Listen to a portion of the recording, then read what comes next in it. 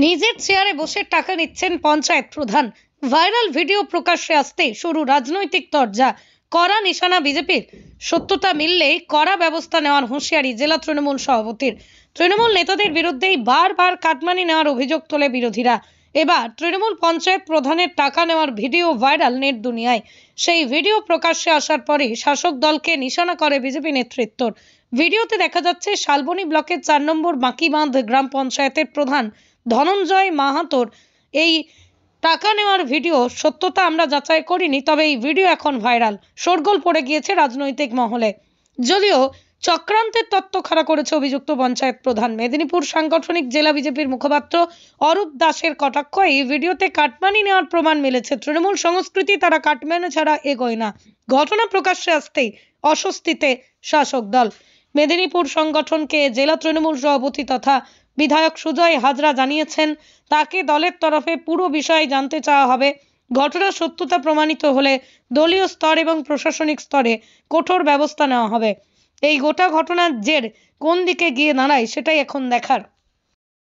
সেখানে দেখা যাচ্ছে আপনি টাকা নিচ্ছেন কোন একজন ব্যক্তির কাছ থেকে।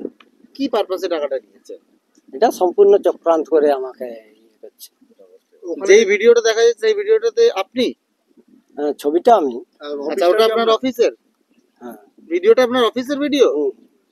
আচ্ছা, তো মানে তাহলে কিভাবে চক্রান্ত হলো? কেন চক্রান্ত করলো? কারা করলো?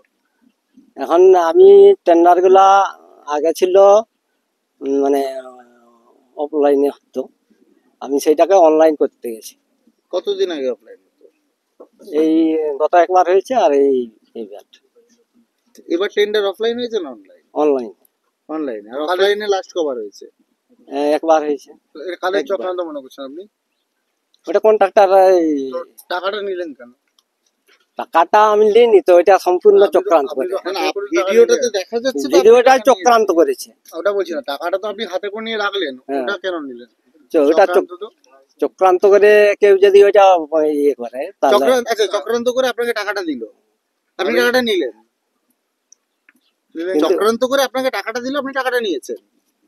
না না, আমি ওইভাবে টাকা নিই। টাকাটা তো নিলেন, ভিডিও দেখা, ভিডিওটাতে দেখা যাচ্ছে আপনি এটা সম্পূর্ণ চক্রান্ত করা ভিডিও। আমি শুনুন একটা কথা বলছি, ঠিক আছে, ভিডিওটা চক্রান্ত করে, কিন্তু টাকাটা আপনি কেন নিয়েছেন? টাকাটা সেটা আমি হয়তো ধার নিয়েছি ওর কাছে। আমি ডিনাই করে দিয়েছিলাম, ভিডিও দেখাচ্ছে আপনি প্রথমে নিতে চাননি, তারপরে আবার দিতে, তখন আপনি নিয়ে মুড়ে রাখলেন। এবং এখানে একটা ভিডিওতে ফাইল সংক্রান্ত বিষয় নিয়েও কথা শোনা যাচ্ছে। কি ফাইল? কিসে সাইন করলেন টাকাটা নিয়ে? ফাইল তো সেরকম আমাদের কাছে যেটা অভিযোগ আসছে যে কন্ট্রাক্টরদের কাছে টাকা নিয়ে আপনি যে টাকা ছাড়ার যে সেই কাগজ আপনি সাইন করেছেন। না না, আমার অনলাইনে টাকা দিবে কেন? কি নাম আপনার? ধনঞ্জয় মাহাতো। কোন অঞ্চলের প্রধান আপনি? 4 নম্বর বাঁকিবাঁধ। এটা তো নতুন কিছু নয়, আমরা তো দীর্ঘদিন ধরে এই অভিযোগ তুলে করছি যে বাঁকিবাঁধ অঞ্চলে তৃণমূলের বোর্ড এবং তার যে অঞ্চল প্রধান, সে কাটমানি ছাড়া একটিও কাজ করে না। আজকে সেই ভিডিও চোখের সামনে এসেছে, বাঁকিবাঁধ অঞ্চলের মানুষ দেখবে, সাধারণ মানুষ দেখবে যে একটা কাটমানিখোর জালিয়াত অঞ্চল প্রধানকে তারা প্রধান করেছে। তৃণমূলের যা সংস্কৃতি, কাটমানি তোলাবাজি না হলে তারা এগায় না, আজকে সেই সংস্কৃতিকে সত্য প্রমাণ করলো বাঁকিবাঁধ অঞ্চলের প্রধান। রীতিমতো কাটমানি হাতে নিচ্ছেন, রীতিমতো দর কষাকষি করছেন। মানুষ দেখুক কাদেরকে দায়িত্ব দেওয়া হয়েছে। সুজয়বাবু, বাঁকিবাঁধ 4 নম্বর অঞ্চলের প্রধান, প্রকাশ্যে দেখা যাচ্ছে টাকা নিচ্ছে, সরকারি প্রকল্পের কথা আলোচনা হচ্ছে, এনজিও প্রকল্প নিয়ে, কি বলবেন? দেখুন, প্রধান মানে তো প্রশাসনিক দিক থেকে তিনি ওই অঞ্চলের প্রধান, তো স্বভাবতই এটা একটা প্রশাসনিক বিষয় আছে। আপনাদের ভিডিওটা আমি দেখেছি, কিন্তু তাতে কি অ্যাকচুয়ালি আলোচনা হচ্ছে সেটা আমি বুঝতে পারছি না। তো নিশ্চয়ই আমরা জিজ্ঞেস করব ডেকে, এবং তাতে যদি প্রমাণ হয় যে অর্থের বিনিময়ে কোনো কাজ পাইয়ে দেওয়া বা অর্থের বিনিময়ে কোনো সুযোগ সুবিধা কাউকে পাইয়ে দেওয়ার বিষয় থাকে, নিশ্চিতভাবে বলতে পারি প্রশাসনিক লেভেলেও ব্যবস্থা হবে, দলীয় স্তরেও আমরা ব্যবস্থা নেব, এটুকু আমি দায়িত্ব নিয়ে বলতে পারি। দাদা, এতে তো দলের ইমেজও খারাপ হচ্ছে, মানে এই ধরনের কাজকর্ম যেমন প্রকাশ্যে আসছে, দেখুন, আমরা তো খারাপ হচ্ছে। যখন নির্বাচনের সময়তে বা অন্যান্য সময়তে আমি সবসময় বলি যে দেখুন, দিদিকে সবাই ভালোবাসেন। এই যে ধরুন এত বড় ভোট পর্ব হলো, সব জায়গাতে গেছি, সবাই দিদি ভালো, অভিষেক বন্দ্যোপাধ্যায় ভালো। নিচু স্তরে কোথাও কোথাও কারো কারো কাজকর্ম মানুষের মনের মধ্যে একটা ক্ষোভ তৈরি রেখেছে, এবং সেক্ষেত্রে কিছু পঞ্চায়েত, কিছু কাউন্সিলরদের বিরুদ্ধে মানুষের ক্ষোভ আছে, এটা নিয়ে আমি অস্বীকার করতে পারি না। ঠিক কোন জায়গাতে ক্ষোভ, কী কারণে মানুষের ক্ষোভ, সেটা আমরা পর্যালোচনা করব, এবং এই পঞ্চায়েত ত্রিস্তরীয় যে পঞ্চায়েত স্তর আছে, এই স্তরে যাতে সবাই একদম সুন্দরভাবে পরিষ্কার পরিচ্ছন্নভাবে মানুষের কাজ করে, সেই কথা বারবার আমাদের নেতা অভিষেক বন্দ্যোপাধ্যায় বলেছেন।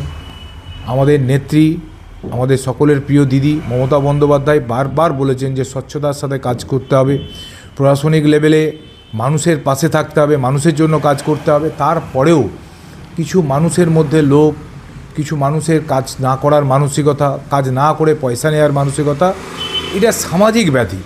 তো এর থেকে আমরাও চেষ্টা করছি, আমি তো নিজে প্রথম দিন থেকে এর থেকে যাতে সবাই বিরত থাকে, তার জন্য দেখুন আপনাদের অন ক্যামেরা ঠিক যেরকমভাবে আমি যেদিন প্রথম সভাপতি হয়েছিলাম সেইভাবে আমি বলেছিলাম যে তৃণমূল কংগ্রেসের নামে কেউ পয়সা চাইলে দেবেন না, যদি কারো কোনো বিষয় থাকে আমাকে অভিযোগ করবেন। ঠিক একইভাবে নির্বাচনের সময় তো আপনারা দেখেছিলেন, আমাদের দলীয় যখন মিটিং হয়েছিল আমি সবাইকে বলে দিয়েছিলাম জোরাত করে, কেউ এই নির্বাচনে খরচ করতে হবে বলে, নির্বাচনে খরচ লাগবে বলে কারো কাছ থেকে চাঁদা নেবেন না, কাউকে পয়সার কথা বলবেন না। যদি আমার কাছে অভিযোগ আছে, যার বিরুদ্ধে অভিযোগ আসবে তার বিরুদ্ধে কিন্তু আমি কড়া ব্যবস্থা নেব, এবং আমার মনে হয় সেটা সবাই খুব সুন্দরভাবে ফলো করেছেন।